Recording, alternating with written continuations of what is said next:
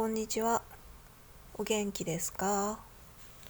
週の半ばですね。今日私は、ジムに行ってちょっと運動をしてきました。ずっと座り続けてパソコン見てたらやっぱりまた体がガチガチになってしまったので、ちょっと気分転換にジムに行ってパッと運動してパッとすぐ帰ってこようって思ってたんですけどもね、行ったらね、人に会ってちょっと喋っちゃったりとか、ちょっと一緒に運動したりとかしてたらね、ちょっと時間食っちゃいましたけれども、それはそれで体がリフレッシュできたので良いかなと思ってます。で、帰ってきて私帰ってきたらね、必ずすぐシャワー浴びるんですけれども、髪の毛も洗って、もう夕方帰ってきたからね、もうそれがその日のシャワーとして、その日のお風呂として済ませちゃったんで、もう今日夜は入らないんですけれども、これからの季節、夏とかはですね、外出して帰ってきたら結構シャワーをすぐパッと体を冷やすために浴びるっていうのをね、何年か前から習慣にしてます。っていうのもですね、やっぱりね、熱中症とかってね、軽い熱中症とかって結構すぐなったりしませんか？熱中症ってわざわざ病名をつけるほどじゃなくても、なんとなく家に帰ってきて、外から帰ってきて、その最初は元気だったんだけど、意外と数時間後とか、もしくは翌日とか、すごい体がだるくってとか、そういうのでなることって結構夏ってここ数年あったんですよ。でも帰ってきたらエアコンとかつけてたりするし、自分がそもそも炎天下の中で動いてる時は別にそんなに辛いとかなかったので、これが熱中症っていう風なアイデアがなかったっていうか、熱中症だとは自分では思ってなかったんですよね。でも何年か前にふと、あれこれって多分熱中症の症状だよなって自分で思ったんですよ。で、仕事を休んだりで寝込んだりとかするレベルじゃないんですけども、でもちょっとベッドに横になって何十分かちょっと休まないとちょっと辛いとか、そういう感じだったりしたんですよね。であのでも体もちゃんとエアコンで涼しいところにいるし、帰ってきたらね。で外にいる時も水分補給とかは気をつけて、いつも水筒とか持ってたし、家に帰ってからもきちんと水分は取ってたし、でも熱中症になってしまうのかな、軽い熱中症にねなっちゃうんだなと思って。で、若い頃はそういうのってなかったんですよ。やっぱり暑さにも強かったし、若い頃結構炎天下でスポーツすることとかも結構多くて、暑さに結構強いっていう自覚も持ってたんですよね。でも年齢とともに炎天下でスポーツすることももちろんないし、単純に年齢とともにそういう体勢っていうのも落ちてくると思うんですよ。だからここ数年だから、アラフォーぐらいからかな、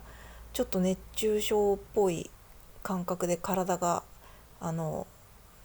なんていうか、すっごいだるかったりとか、ちょっと頭痛かったり、ちょっとのぼせてるかなみたいな感じになるようになったんですよね。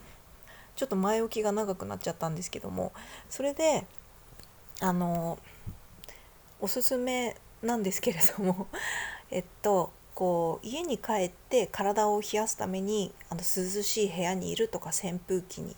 風に当たるとか、すごく大事なんですけども、あの体験的にこうした方がいいっていうのは、必ず水のシャワーを浴びることですね。水っていうかお湯でもいいんですけれども、要は体を冷やす方法をエアコンとか扇風機とか空気ではなくて、水でぬるま湯とかでもいいんですけど、水で体を冷やすことがいいなっていうのを体感的に感じてます。それによって熱中症っぽい体のだるさとかそういうのがだいぶなくなってきたので、生活のコスパも上がりますよね。夏とかいろいろ外に出るたびに体調が微妙に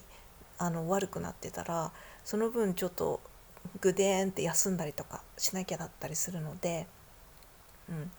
特に私みたいに年齢がねもう中年期に入ってきたら若い頃とは違うっていうのもあって、体もね多分というか絶対頑張って汗をかいて冷却しようともちろんしてくれてるんだけれども、ラジエーター効果みたいな体の機能もきっと衰えてくるだろうし、あの、まあ、これやばいなっていう体の不調を感じる感覚神経経路っていうのもちょっと鈍くなってくるかもしれないので、やっぱりね気を使って自分の体を冷やすとかね、そういうのも大事だなって思いました。それで、これは何かで見たとか本で読んだとか聞いたとかじゃないんですけども、感覚的にこの空気で冷やすより、空気っていうのはエアコンとか扇風機なんですけども、よりもシャワー水で冷やした方がいいっていうのは熱伝導率が関係してるんじゃないのかなっていうふうに勝手に私は解釈してるんですね。それが本当かどうかわかんないんですけど、体の感覚的にそんな気がする。空気と水は熱伝導率が違うっていうのはもともと前から知ってて、水の方がその熱伝導率が空気よりずっと高いんですよね。だから冷たい空気に当たるより冷たい水に当たる方が体の温度が熱が体の熱い熱が水の方に伝わるあれは大きいので、冷やしやすいのでっていうのもあるっていうのもあるんですけれども、あともう一つシャワーを浴びて体感的に感じるのは、体の中側深部深い部分の熱が取れるっていうように感じるんですよ。例えばすっごい暑い夏とかに外から家に帰ってきてエアコンとかつけると、涼しいってなって表面は冷えるんですよね。で30分もいるとなんなら表面は逆に冷えすぎぐらいになったりすることもあるんですけども、ただ体の感覚的に体の中に熱がこもってる、そのこもってるっていう感覚がちょっとあったりするんですよね。だからわかんないけど感覚的に体の表面上は冷えてるんだけど、体の内側の熱がこもってしまってて取り切ってないような感覚があるんですね。だからそれに対して水シャワー、ぬるま湯でもいいんですけれども、そのシャワーによって体を冷やした時の方が体の深部の熱が発散されてこもった熱がちょっと取れる感じがあるので、その体も楽になるし、なんていうんだろう、この熱中症的な症状って結構時間差で来たりとかするから、その後その熱中症的な症状になる確率もすごく低い気がするんですね。なので夏とかはね別にそんなにめちゃめちゃ汗をかいたほどじゃないとかいう時でも、ちょっと体の内側に熱がこもってるなとかって感じたらパッとシャワーを浴びて体を冷やすようにはしています。あとですね、結構真夏よりもこういう季節の変わり目ですね、体がまだ暑さに慣れてない時、きっと体温調節とかもまだそんなにこの季節に慣れてないからうまくいってないっていうこともあると思うので、こういう季節の変わり目にこの暑さで真夏ほど実際の外の気温は高くなくても熱中症とかってなりやすいと思うんですよね。だから今の時期とかはそういう体に熱がこもってるかなとか、今日は暑かったなとかいう時はシャワーをパッと浴びるようにしてますね。これも体調管理の一員って感じかな。とはいえね、今日結構すごい暑いなっていう暑さを感じちゃったので、帰ってきてシャワー浴びたけど、それでも今若干体はだるいっていう感じなんですけどもね。まああの熱中症っていうレベルにならない程度にね、なるようにあの日頃からこういうのは気をつけてますっていう、ただそれだけのお話でした。で今日そのジムに行ったってさっき言ったんですけども、ジムの帰りにね、スーパーに寄って野菜買おうと思ってたんですよ。きゅうりとトマトとキャベツが今全然冷蔵庫の中にストックがなかったので、この3つの野菜買いたくてジムの後に夕方スーパーに行ったんですけどもね、時間的に夕方だったからね、ちょっとねきゅうりとキャベツがなくてね、きゅうり全くなかったわけじゃないんだけど、私の好みのきゅうりが売ってなかったんで、明日の午前中にでももう一回スーパーに行ってきゅうり、あとキャベツは今日1個もなかったんで、きゅうりとキャベツを買ってきたいなって思ってます。トマトだけは今日買ってきたんだけどね。でね、結構そのきゅうりとかキャベツとかもね、ちょっと形が悪いやつとか、きゅうりだと曲がっちゃってるやつとか細いやつとかはね、ちょっとお買い得に買えたりするんですよね。で私きゅうりって太いきゅうりが嫌いで、もろきゅうみたいな細いきゅうり、細いきゅうりってもろきゅうって言うんだっけ。いいや、細いきゅうりが好きなので、すごいその細いきゅうりを集めたちょっとお買い得の袋があったりとかすると、やったと思ってそれを買うんですけども、明日はねその細いきゅうりを買ってきたいなと思ってます。でそんな風にね、ちょっとお野菜を安く買いたいなとか思ってて、ふとなんとなく思い出したというか思ったんですけども、日本ってね、私今無職なので食費とかも極力そんなに高いものは買わない。でも変に我慢とかはしてないんですけども、できるだけ賢くお買い物したいなとか思ってるんですけども、日本で貧乏でも、今の私みたいに貧乏でも結構健康的な食事はできるっていうのが日本のいいとこなんじゃないかなってふと思ったんですよ。で今私は特別節約とか食事ではしてないけど、でも特別高いものは自然に買ってないんですよ。別にそんなすごい高いもの買いたいとか食べたいとかも思ってないから、そんな我慢もせずに意外と結構そんなにお金かけずに普通に健康的な食事はできてると思うんですけども、これってやっぱり貧乏な人でも日本では安い野菜は買えるし、タンパク質とかもね、鶏胸肉とかも結構安く売ってるし、魚とかでもね、イワシとか、そういう青魚とか、あとサバとかさ、そういうのは比較的安く買えたりとかするじゃないですか。あと卵とかはお安いし、あとは、納豆ですね。タンパク質で安くて栄養がある納豆とか、豆腐とかそういう大豆製品、そういうふうに結構金銭的に余裕がない方でも一通りこの PFC バランスというか、ちゃんとタンパク質も脂質も炭水化物もそんなにお金かけなくてもそこそこ健康的な食事って結構作れるよねってふと思ったんですよね。でなんでふとそんなことを思ったかっていうと、普段私テレビ見ないんで YouTube とかをパッと暇な時間に20分とか見たりするんですけども、なんとなく見た YouTube でこのアメリカのね肥満の問題のことをやってる YouTube があったんですよね。でアメリカが肥満で問題っていうのは結構昔から言われてて、結構私もそういう本とか読んだりとかしたことあったので興味があるっちゃあるんですけれども、でそれ見たらね、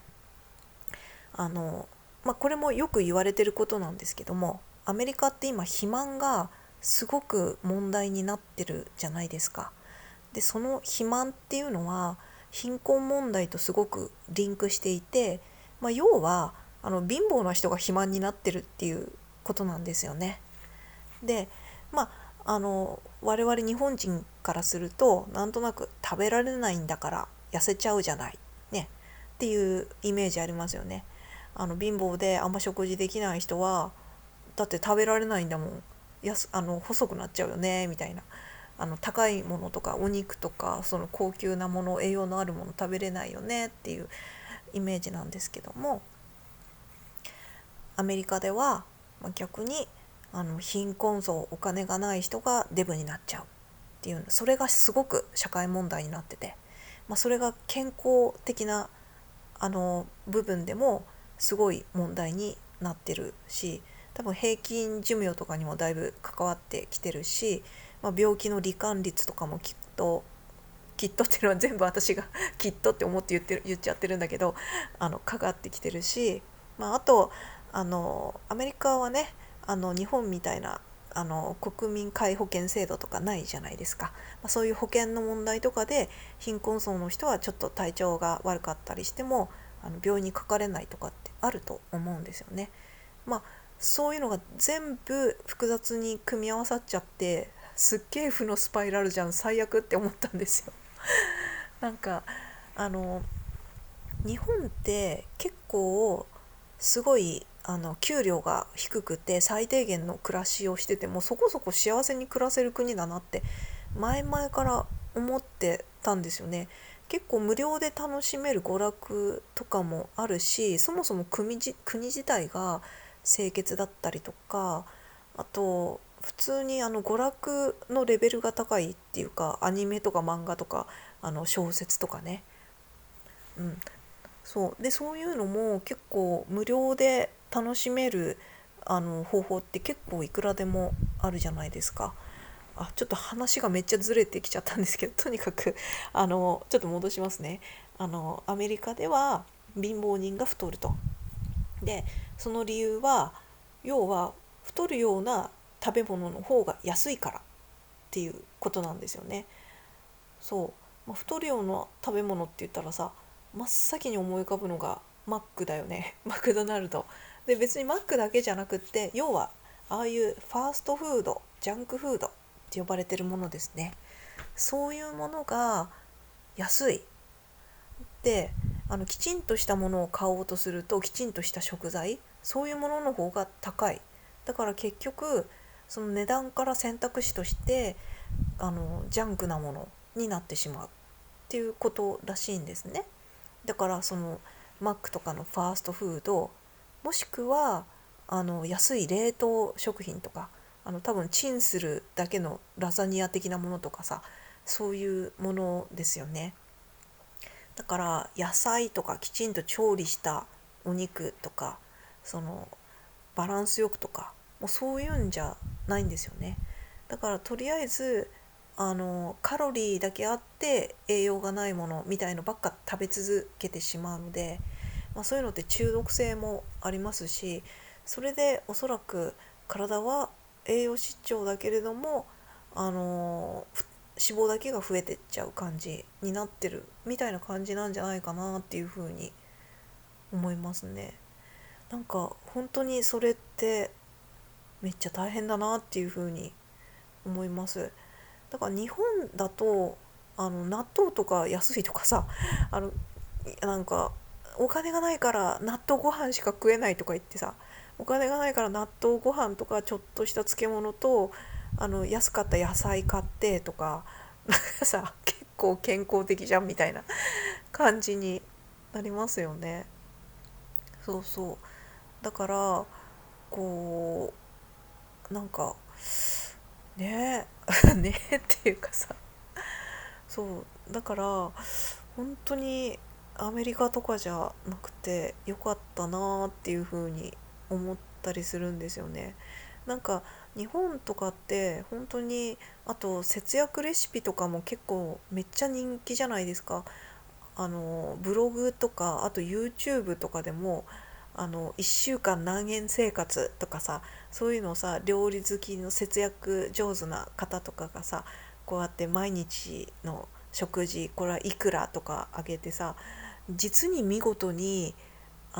安い食材でそこそこバランスよくそこそこねバランスよくあのちゃんとした栄養のあるものを作り、でお弁当とかもすごいこう、お弁当だと若干ちょっと栄養的に大丈夫かなっていうのも結構あったりしますけど、なんかまあそれもねマックとか食べるより全然あの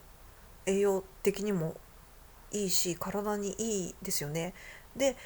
思ったのが、日本だと結構マックとかファーストフードの方がお金全然高いですよね。だからその物価の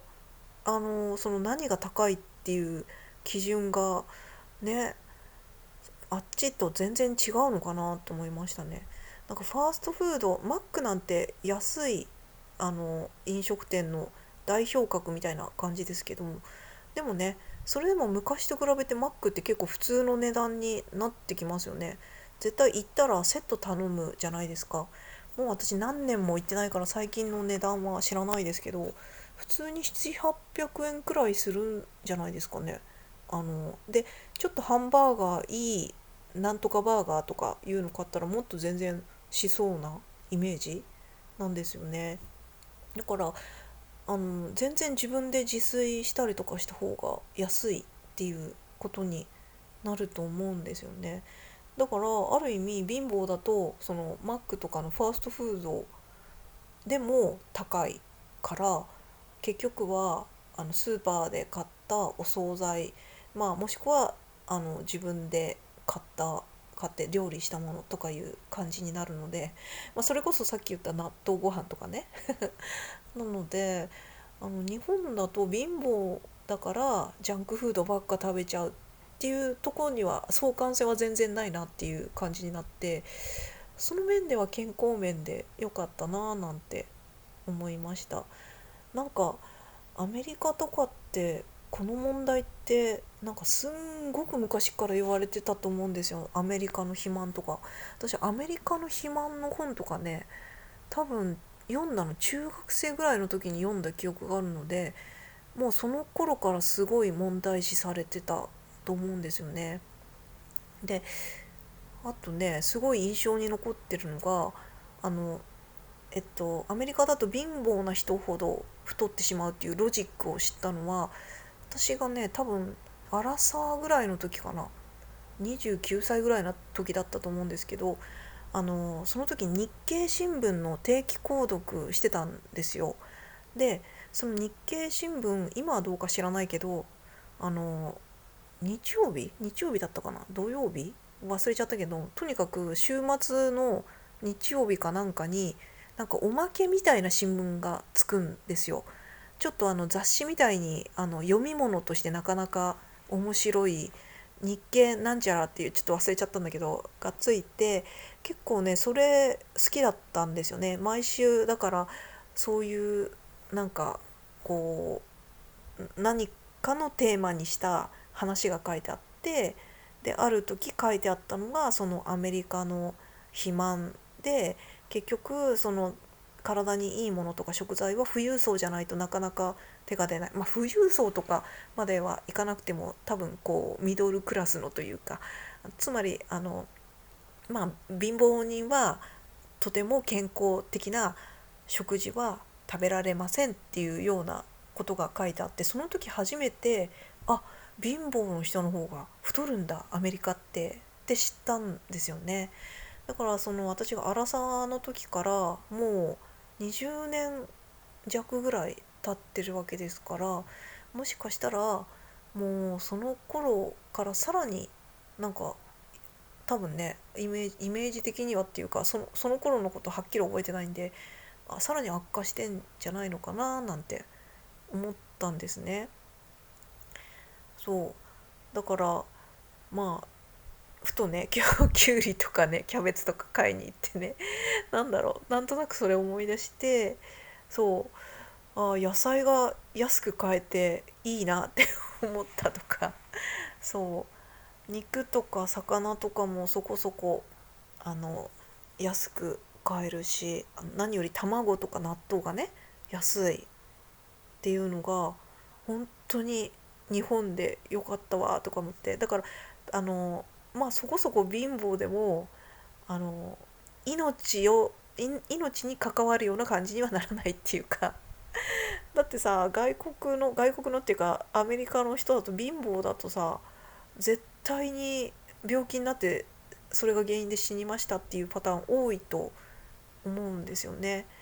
あ、そうそう。で、そのアメリカの貧困層の人たちがそのマックとかそういう安いものしか食べられない、マックとかばっか食べちゃう原因の一つのお金がないっていうのもあるんだけど、お金がなくてその働いてる仕事自体も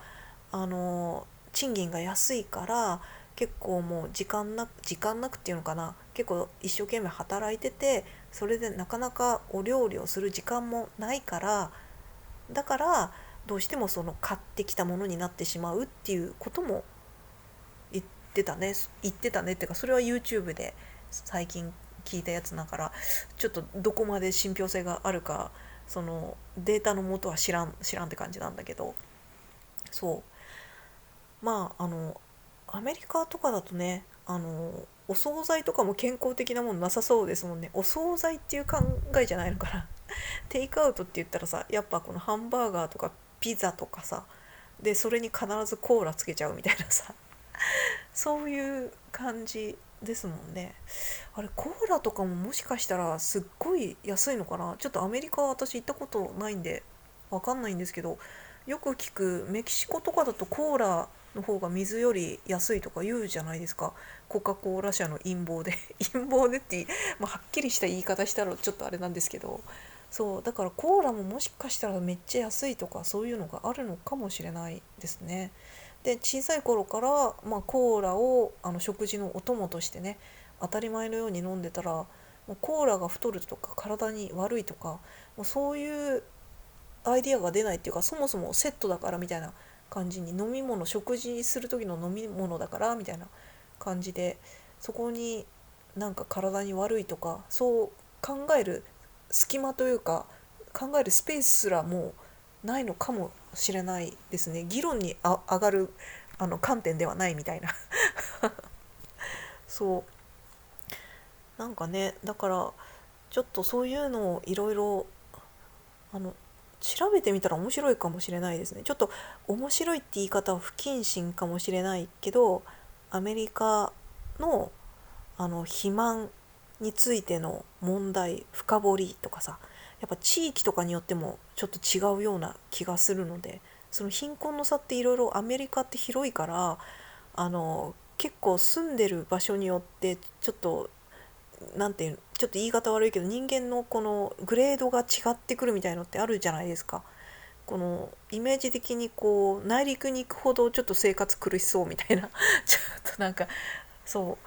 実際大変だと思うんだけども、なんかそういう相関とかいろいろデータがあったら、そういうのを知ったら面白いかもしれないですね。そういう意味ではもう日本は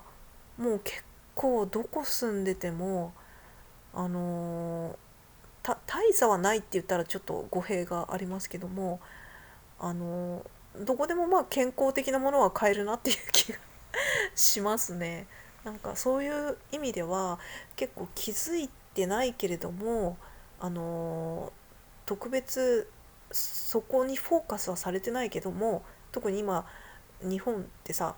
少子化だったりさ GDP がとかさ、悪いことばっかこうフォーカスされがちだけど、そもそものベースがそれでもやっぱすごいいいっていうか、やっぱ日本で良かったなって思うことはきっと多いんだろうなっていうのは感じたっていう